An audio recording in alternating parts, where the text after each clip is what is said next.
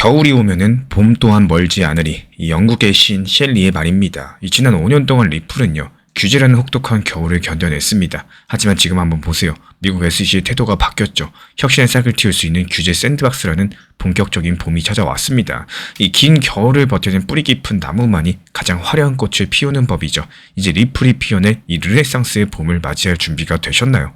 미국 암호화폐 규제의 긴 겨울이 끝나가고 있습니다. 이 불과 1년 전까지만 해도 미국 SEC는 거의 모든 코인을 미등록 증권 취급을 하면서 암호화폐 업계 전체를 옥죄고 있었죠. 근데 지금 SEC는요, 이 스스로 혁신 면제라는 전례 없는 규제 샌드박스를 도입하면서 암호화폐 혁신의 길을 열고 있더라는 거. 이렇게 급격한 규제 대전환의 중심에 5년간의 법정 싸움을 끝내고 부활한 리플 XRP가 존재하고, 이렇게 리플과 XRP에게 찾아온 르네상스, 과연 어떻게 가능해졌을까요? 지금부터 그 숨은 메커니즘 하나씩 풀어드려 보도록 하겠습니다. 불과 1년 전에 미국 SEC는 게리 겐슬러 위원장 지휘 아래에서 소송 공세로 악명이 높았습니다. 코인베이스, 바이낸스, 리플까지도 이 주요 기업들 대부분이 피고석에 불려 나왔었죠.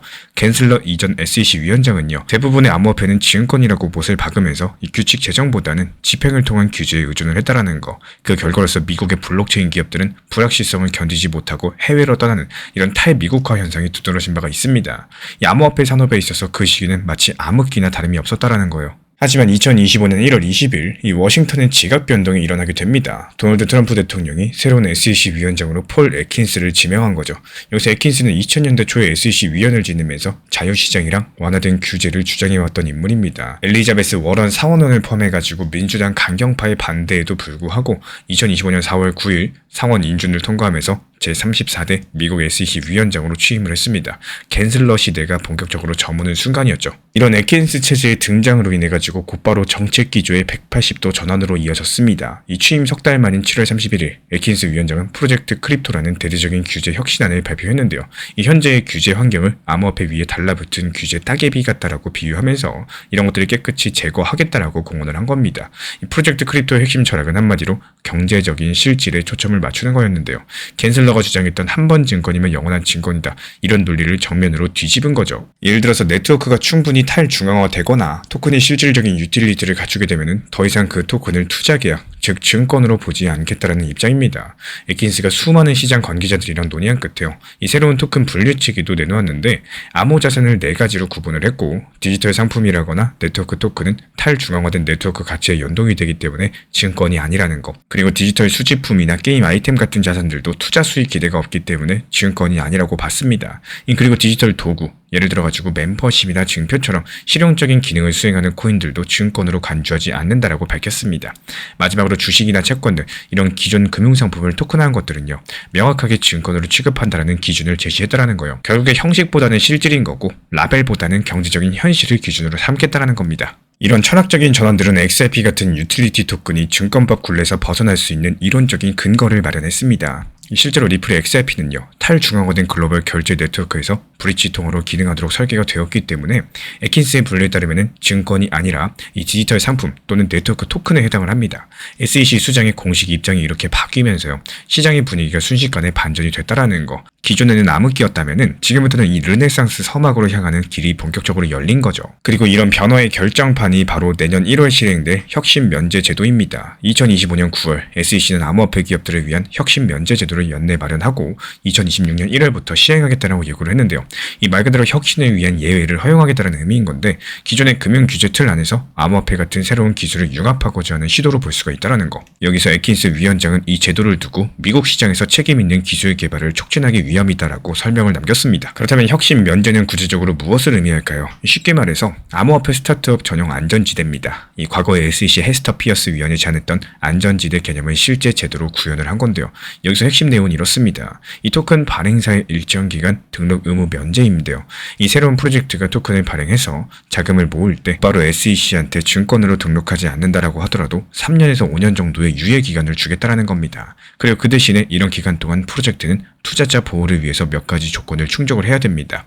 먼저 충분한 공시 의무입니다. 이 토큰의 소스 코드라거나 발행량이랑 분배 계획 같은 이런 토크노믹스, 내부자 보유 현황, 개발 로드맵 이런 것들을 투명하게 공개를 해야겠죠.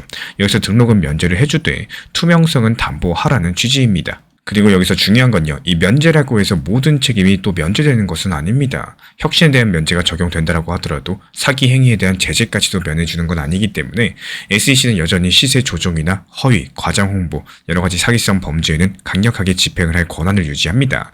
마지막으로 초기 투자자 보호 장치도 거론이 돼요. 이 검증된 투자자 풀 개념인데요. 혁신 면제 초기에는 화이트리스트에 등록된 투자자라거나 적격 투자자에게만 토큰 판매를 허용하고요. 점진적으로 일반 대중한테는 확장하는 방식을 취할 수가 있다는 거예요. 이렇게 단기적인 개방을 통해서 무분별한 투기 열풍을 막고 프로젝트가 책임있게 성장할 시간을 벌어주겠다는 의도를 가지고 있습니다. 그리고 여기서 혁신 면제 제도는요. 신규 프로젝트뿐만 아니라 기존의 암호화폐 프로젝트들한테도 새로운 생명줄이 될 전망입니다. 이 과거에 몇 년 동안 법적 회색지대에 놓여 있었던 프로젝트들, 특히나 미국에서 사업하기 답답했던 기업들 같은 경우는 이런 규제 샌드박스를 통해서 숨통을 틔울 수 있게 될 겁니다. 리플의 경우에 이미 소송을 통해서 XRP의 비증권 지위를 확정받긴 했지만요. 만약에 리플이 새로운 사이드 체인이라거나 이 리플 레저 기반의 디파이 프로젝트를 추진한다? 그렇다면 이제 이런 혁신 면제를 활용해서 합법적으로 자금 조달을 할 수가 있겠죠. 여기서 에킨스 위원장이 아예 디지털 도구라거나 네트워크 토큰은 증권이 아니다라고 못을 박은 만큼 리플 레저 위에서 돌아가는 다양한 유틸리티 코인들도 더 이상 증권법의 공포 없이 마음껏 혁신을 실험할 수 있는 환경이 조성이 될 거예요. 지금까지 규제 측면의 큰 그림을 살펴봤습니다. 이제 리플과 XRP가 과연 어떻게 이런 변화를 타고 비상하게 되었는지 그 발자취를 살펴보자면요. 가장 극적인 전환점은 당연히 2025년 8월 7일 리플 랩스랑 미국 SEC 간의 법적 공방의 공식 종결입니다. 지난 2020년 12월부터 시작돼가지고 무려 5년 동안 이어진 이 소송은요. 암호화폐 업계 전체의 운명을 가를 수 있는 판례로서 주목을 받아왔었고 그리고 마침내 올해 8월 리플과 SEC는 전격 합의에 이르렀죠. 과연 이게 얼마나 큰 의미인지 이 법률 전문가들은 높이 평가를 하고 있어요. 미국의 한 암호화폐 변호사는 이런 것들을 두고 리플의 완벽한 승리다라고 표현을 했을 정도입니다. SEC 입장에서 봤을 때 자칫 판례로 남길까가 두려워했던 이런 부분들이 결국에 그대로 남게 된 거고 XRP의 명확한 법적 지위 확보는 이 시장의 즉각적인 파장을 불러왔었죠. 수년 동안 XRP 상장을 주저하던 미국 거래소들이 앞다퉈서 XRP를 재상장하기 시작을 했고요. 기관 투자자들도 역시 규제 리스크가 해소된 XRP를 포트폴리오에 포함하는 이렇게 한결 자유로워졌습니다. 이제 리플은 더 이상 법의 굴레를 관리하는 피고인이 아니라요. 본격적으로 혁신을 주도하는 플레이어로서 거듭나게 됐다는 거예요. 이 규제 리스크라는 족쇄를 벗어던진 리플은요. 곧바로 새로운 무기를 장착했습니다. 바로 달러 연동 스테이블코인 RLUSD의 출시인데요. 2025년 하반기 리플 전략의 핵심에는 이 RLUSD가 자리하고 있다는 거. 그렇다면 왜 리플이 스테이블코인에 주목을 하고 있을까? 그 배경에는 같은 해 7월 미국 의회를 통과한 지니어스 법안이 있습니다. 정식 명칭은 미국 혁신 촉진 가이드법인데요. 이 법이 간단히 말씀드리면은 이 결제용 스테이블코인의 양지화를 이끌게 된다는 거. 구체적으로 1달러 또는 미 국채 같은 안전자산으로 1:1 완전 담보되는 결제용 스테이블코인은 증권이 아니라 결제 수단으로 규정하겠다는 내용입니다. 이 증권이 아니죠. 그렇다면 SEC 관할이 아니겠죠. 은행 규제 당국의 감독을 받게 된다는 거고 한마디로 요건을 충족을 한 스테이블코인은 합법적인 전자화폐로 인정을 해주겠다는 뜻입니다. 그리고 리플의 이런 규제 친화 전략들은 국제 무대에서도 이어져 왔다라는 거. 11월 27일 아부다비 국제금융센터의 금융규제청은요. RLUSD를 기관용 결제 수단으로 승인했습니다. 이 중동의 금융 허브에서 공인받으면서 범세계적인 사용처를 확보한 거죠. 그리고 이어서 12월 1일 싱가포르 통화청 마스는요. 리플 싱가포르 자회사에 확대된 주요 결제기관 라이선스를 부여했습니다. 이렇게 리플은 아시아 태평양 지역에서도 RLUSD를 활용한 송금과 결제 서비스를 합법적으로 제공할 수 있는 이런 발판을 얻었다라는 거고 불과 출시 몇 주 만에 글로벌 라이선스를 속속들이 확보를 했다라는 거예요. 시장에 대한 반응도 뜨겁습니다. 이 12월 1일 기준으로 RLUSD의 일일 거래량은 전일 대비했을 때 65% 급증하면서 5,500만 달러를 돌파했습니다. 출시 직후에 RLUSD를 보유한 지갑 숫자도 역시 6,500개를 넘어섰어요. 기관 투자자들이랑 금융사들이 기존의 변동성 큰 암호화폐 대신에요. 이 규제된 스테이블코인을 이용한 결제량 정산을 선호하고 있다. 이런 것들을 보여주는 대목이라는 거고 이에 따른 리플의 전략은 정말 명확해 보입니다. XRP랑 RLUSD 이 투트랙 전략인데요. XRP 같은 경우는 전통적으로 법정화폐랑 법정화폐 사이의 브릿지 통화 역할을 수행하죠.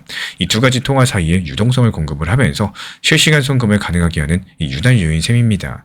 반면에 RLUSD는 가치 변동이 없는 정산 수단으로서 사용이 된다는 거.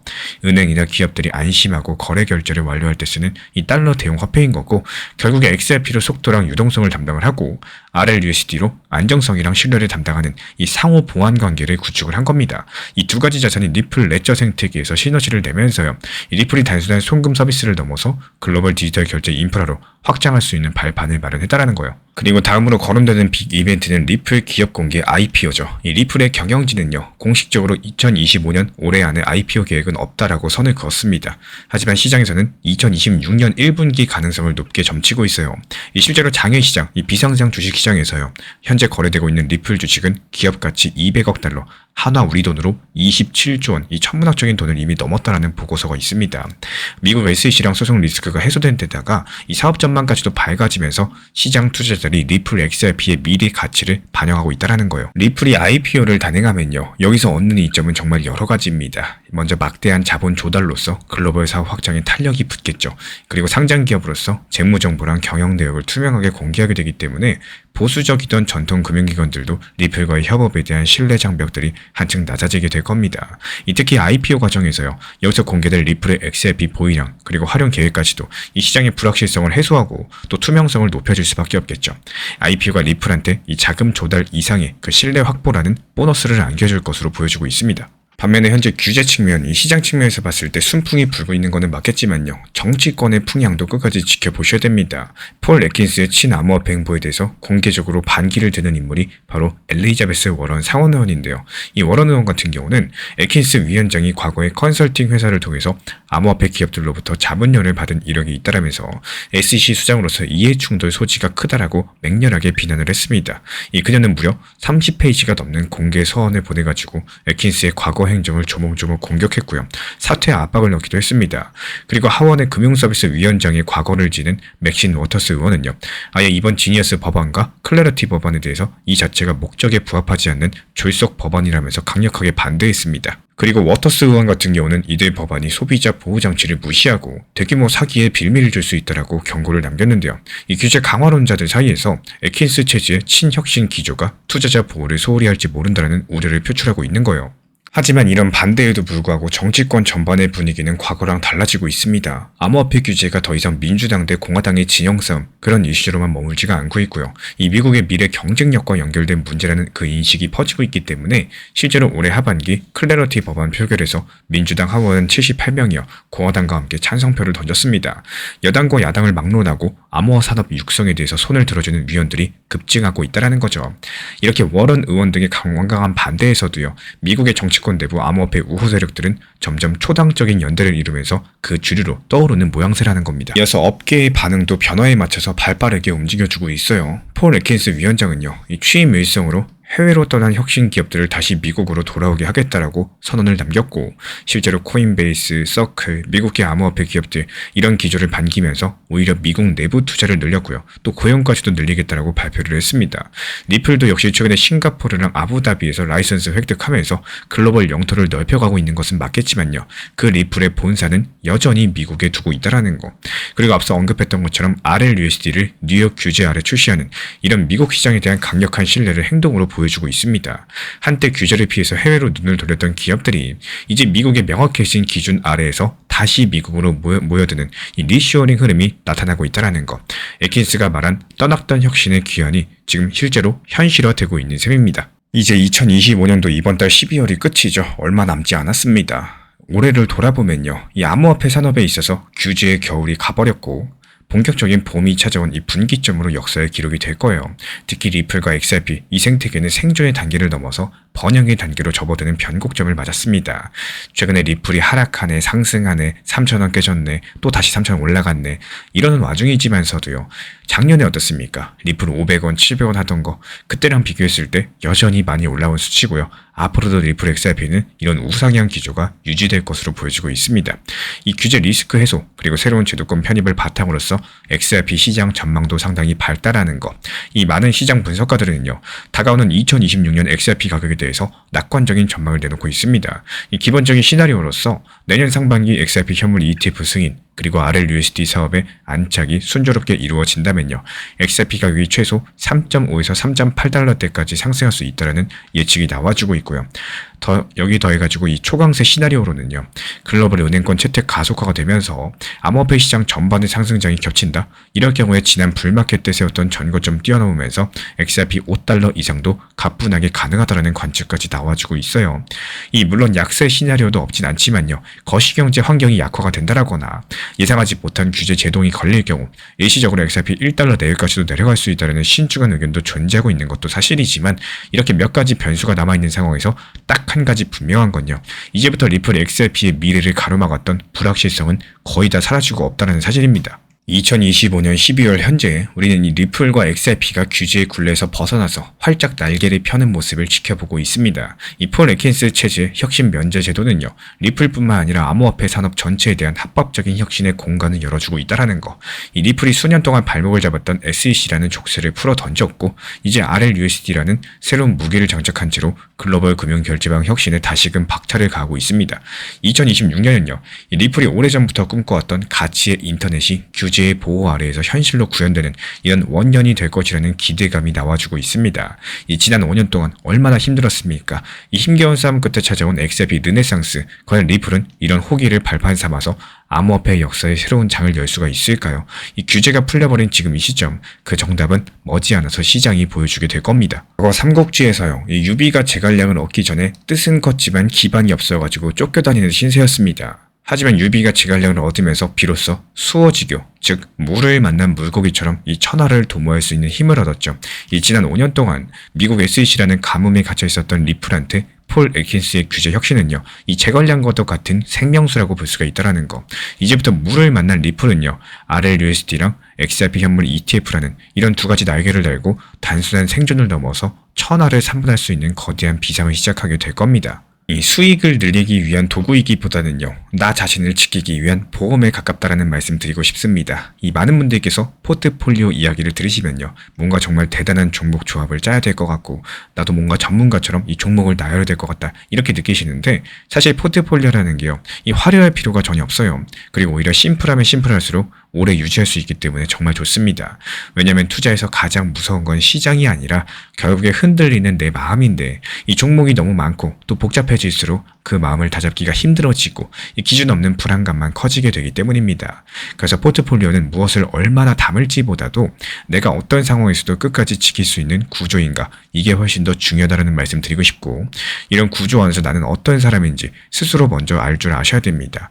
가격이 조금만 내려가도 잠을 못 자는 타입인지, 아니면 웬만큼 흔들려도 그냥 내버려둘 수 있는 성향인지, 또는 단기간 성과에 집착하시는 편인지, 길게 보는 걸 편하게 느끼는 분인지, 이런 나의 성향이 먼저 파악되지 않으면요, 아무리 좋은 포트폴리오도 결국에 무너질 수밖에 없다라는 거. 그리고 또 한 가지 꼭 기억하셔야 되는 건요, 이 포트폴리오라는 게 시장 상황에 맞추기 위해서 계속 뜯어고치는 구조가 아니라 내 인생의 리듬에 맞춰서 오래도록 가져가기 위해서 만드는 틀이라는 점입니다. 많은 분들께서 유튜브나 뉴스에서 지금은 이게 좋다, 이게 대세다, 이런 말씀 들을 때마다 포트폴리오를 흔들어 버리면서도 그게 또 실패의 원인이 된다는 사실을 잘 느끼지 못하십니다. 시장이 변하는 건 당연한데 그때마다 내 판단과 원칙까지 같이 바꾸는 순간 이 투자는 전략이 아니라 감정이 돼버리고, 포트폴리오는 점점 나를 지켜주는 방패가 아니라 나를 불안하게 만드는 짐이 되어버립니다. 제가 안내드리고 있는 리플 전용 정보방에서도 포트폴리오에 대한 중요성, 그리고 적당한 단기 고점에서 무리한 비중을 분할 익절한다거나 혹은 분할 매수하는 게 아니라 이 비중을 조절하면서 원칙 매매를 활용하려는 이유, 현금 비중이 있어야지 포트폴리오의 새로운 구성들 혹은 상황에 맞는 단기 종목 혹은 리플의 단기 저점에서의 재매수 타점까지도 잡을 수가 있기 때문입니다.